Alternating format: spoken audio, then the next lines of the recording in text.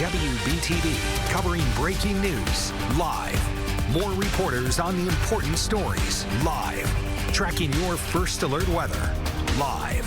WBTV News live at 5 starts right now with the First Alert Weather Day. And live at 5, our second of 3 First Alert Weather Days now in place as we look at widespread on and off showers throughout the rest of the evening and into your Saturday. I'm on your side helping break down how long these showers and storms are going to be sticking around. I have music downloaded, books downloaded, things like that, but for delays, and just make sure you get there in plenty of time. Good advice. Live at 5, a busy day at Charlotte Douglas International. We are live and on your side, checking for any possible delays. A Gaston County hospital broken into this week. What the accused thief was able to take once inside and how officers were able to track him down. But we start live at 5 with your forecast. Live look tonight from our HD tower cam. Ominous skies across the Queen City skyline. Many of you seen some rain today. It has been heavy at times. And that wet weather impacting the roads as well. Some people trying to get home from work. Others may be traveling for the holiday.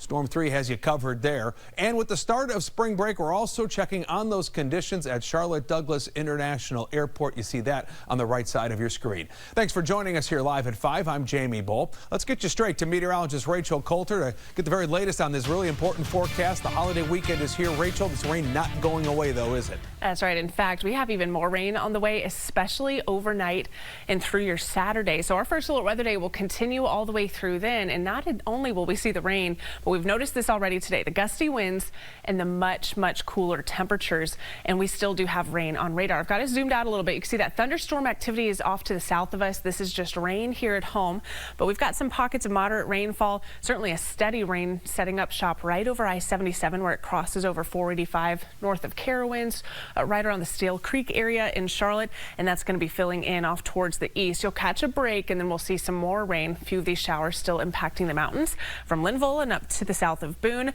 Morganton and western Catawba County still seeing some light rain as well. Not seeing rain from this particular vantage point in Charlotte. There are a few more breaks out there right now, which will continue through the next couple of hours for some areas, but that rain's going to be filling back in overnight tonight and into your Saturday. It is 47 degrees right now in Charlotte, 43 in Boone.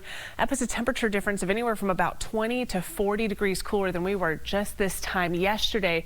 Chilly, rainy conditions continue, unfortunately impacting Easter travel plans. As Jamie had mentioned, we have our own Lowell Rose out at the Charlotte Douglas International Airport. And have you already heard of some delays so far today from all of this? Well, Rachel, I can tell you, Charlotte Douglas has seen over 300 delays today, as thousands of people have headed to the airport for spring break and the Easter weekend. And I can tell you, a lot of those delays were due to that stormy weather we saw earlier today in Charlotte and across the country today. Now, out of those hundreds of delays here at Charlotte Douglas, only 2 flights have been canceled so far at the airport. TSA checkpoint lines have not been extremely long, but it has been in waves at times.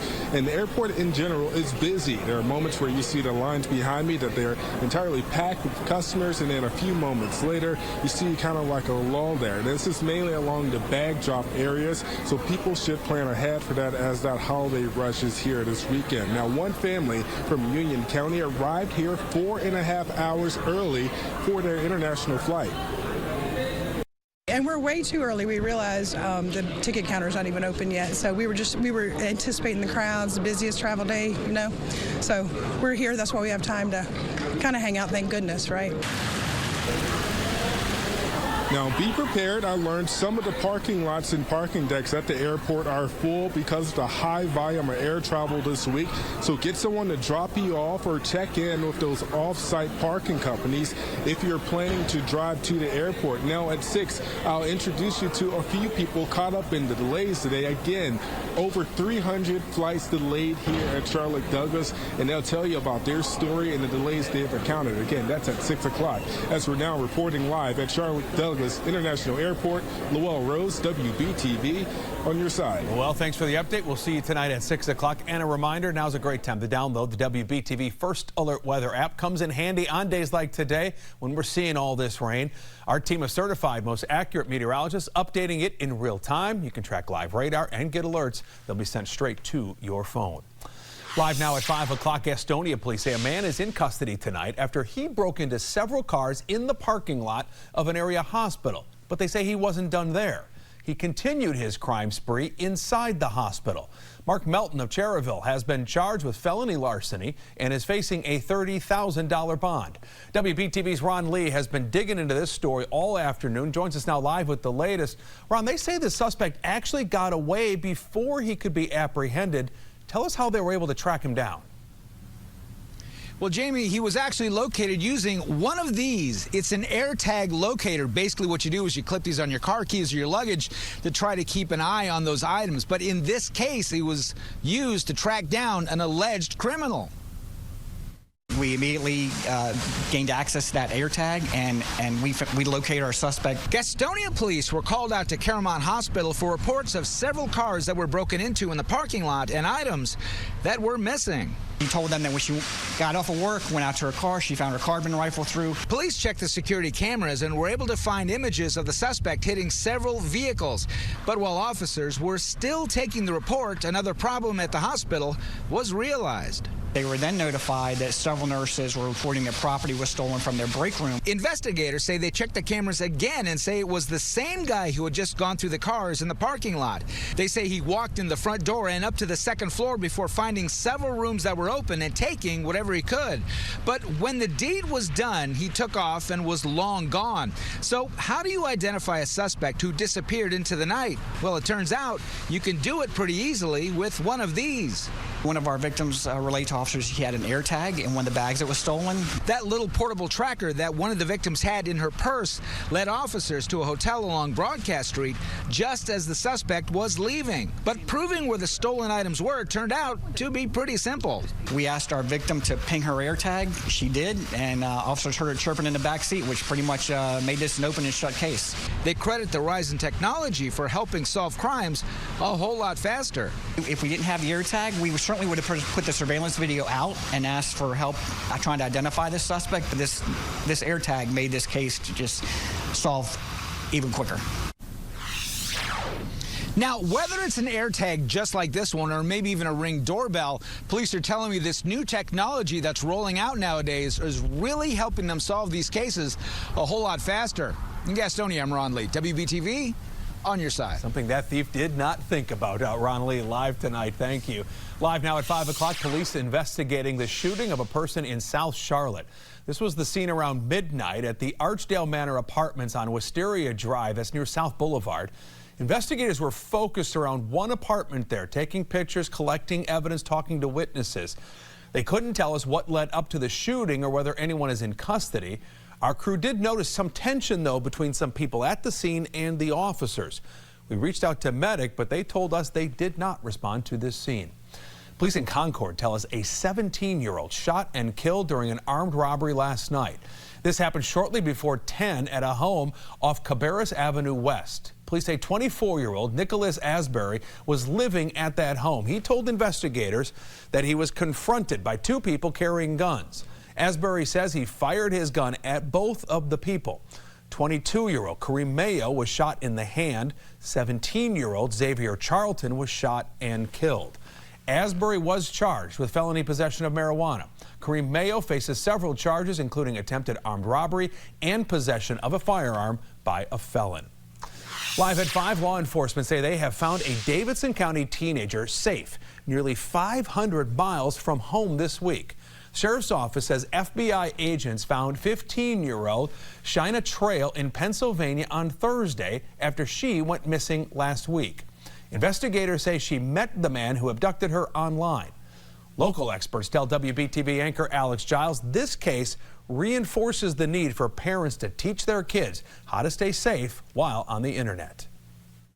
I think that you are seeing a rise in online crime for sure. The dangers of social media. Kids are walking around with computers in their pockets, literally. Becoming more apparent. It could be a school device that's given to them, whether it's a Chromebook for work, whether it's a PC that they're given, but it's also gaming systems that kids have in their home. And we have to recognize that where we are now versus where we were 10 years ago. Davidson County deputies say Elijah Kennedy abducted 15-year-old Shayna Trail from her home in Thomasville. They found her safe a week later in Pennsylvania. Trail's aunt wrote a message after she was found saying, quote, "I am indeed overwhelmed, but not nearly as much as my sister and her immediate family. Knowing how many people pitched in to help is nothing but the work of God," end quote. Trail's aunt described her as a special little lady. A cybersecurity expert says the number of teenage abductions that begin with conversations over social media is increasing. So it really comes down to education with your kids and some trust and some dialogue and discussion. And one of the really important things that the kids need to understand is you can't start online a relationship with someone and then meet them offline. The Children's Advocacy Center in Greensboro helps children, teens, and families who go through these types of ordeals. They interview them and provide advocates and mental health therapy if needed. The last thing that we want for any kid or any teen is for their future to be impacted by something that happened to them that they had absolutely no control of whatsoever and they played no part in.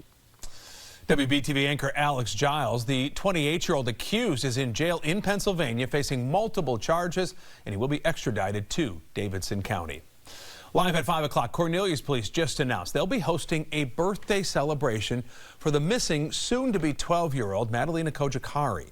Madalena last seen getting off a school bus on November 21st, 2022, but she wasn't reported missing until the middle of December.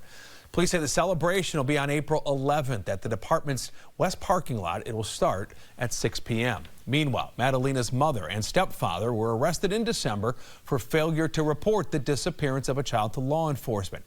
They are expected back in court May 11th. The NFL draft just 20 days away, and for the Carolina Panthers, of course, it's a big deal. The team has the #1 overall pick, and they are expected to draft a new quarterback. So they want you to be with them while it's all going down. Team is holding a draft party at Bank of America Stadium. We were there last year as fans gathered to watch on the big screen. This year's party happening on the first day of the draft, Thursday, April 27th. Gates are open at 6:30. Tickets go on sale to the public next Thursday. Making sure you know your flooding risk. We're on your side with what you need to know to make sure your life and property are protected from flooding dangers. Rachel? And rain has moved back over the Charlotte metro. There's that live tower camera view. Radar still active tonight, and even more rain is on the way. Will it last all the way through Easter? That first alert forecast next. And they say the hope is to provide more clarity for transgender student athletes across America. The change the Biden administration is working to implement.